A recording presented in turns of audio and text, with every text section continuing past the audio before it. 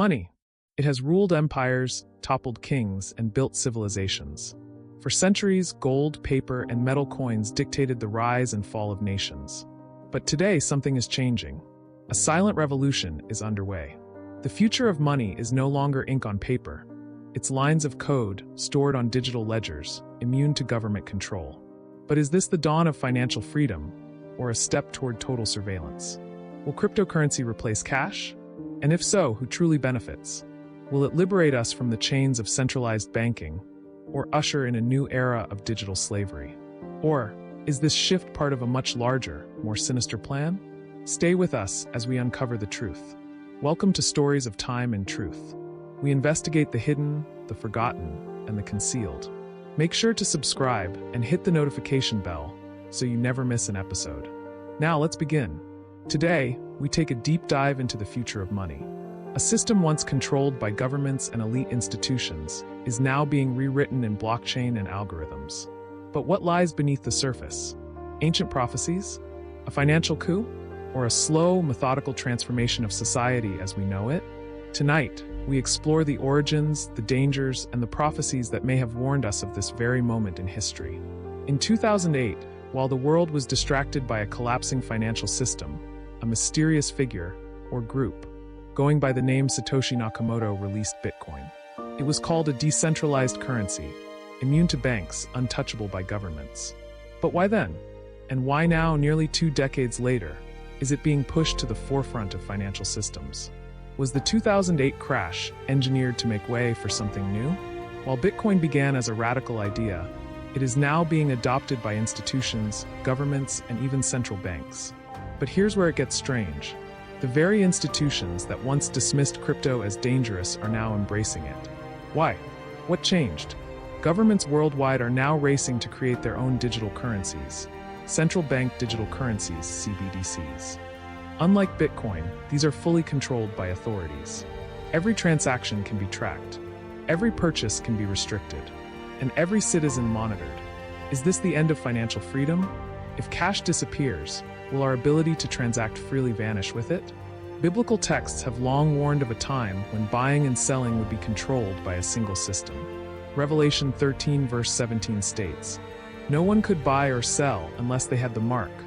Could digital IDs and government-controlled crypto be the fulfillment of this prophecy? Think about it. If every transaction is monitored, what happens to those who challenge the system? What if your digital wallet is linked to a social credit score, like in China? What if speaking out against authority means your access to money is revoked? This is no longer science fiction. It's already happening, but there's a deeper layer, and this is where things get unsettling. Some say Bitcoin is the answer, a decentralized escape from centralized control. But is it truly independent? Many speculate that crypto itself was created as a Trojan horse. The idea of decentralization lured millions into digital finance. But once fully adopted, could it be seized and regulated overnight? We've seen it before. Every revolution has its puppet masters. History has always shown patterns: economic collapses, financial resets, and a shift towards centralized control.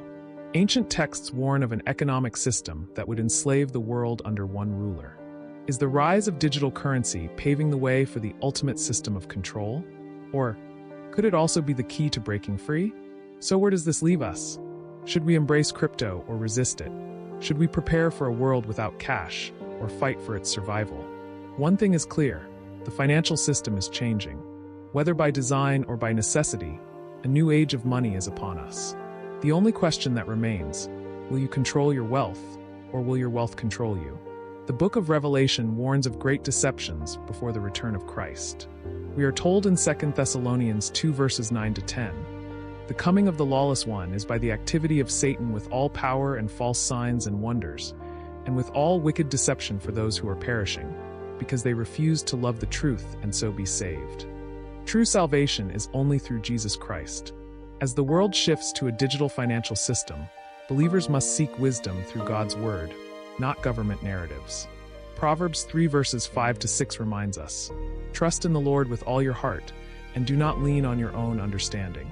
In all your ways acknowledge him, and he will make straight your paths." Prayer for wisdom and discernment is crucial in these uncertain times. Do not let fear or false miracles mislead you. Strengthen your community, support fellow believers, and prepare spiritually and practically. The enemy seeks to distort history and deceive humanity. But Psalm 119 verse 160 tells us, "The sum of your word is truth, and every one of your righteous rules endures forever." We must question mainstream history, keep faith in God, and take practical steps. Learn survival skills, avoid genetic modification, and strengthen our minds against elite-controlled programming. The battle is not just financial, it is spiritual, and the only true preparation is found in God's eternal truth. At the end, if this episode opened your eyes, don't keep it to yourself. Share this video, subscribe to Stories of Time and Truth, and join the conversation below. Let's uncover the truth together before it's too late. Stay awake, stay free, stay prepared.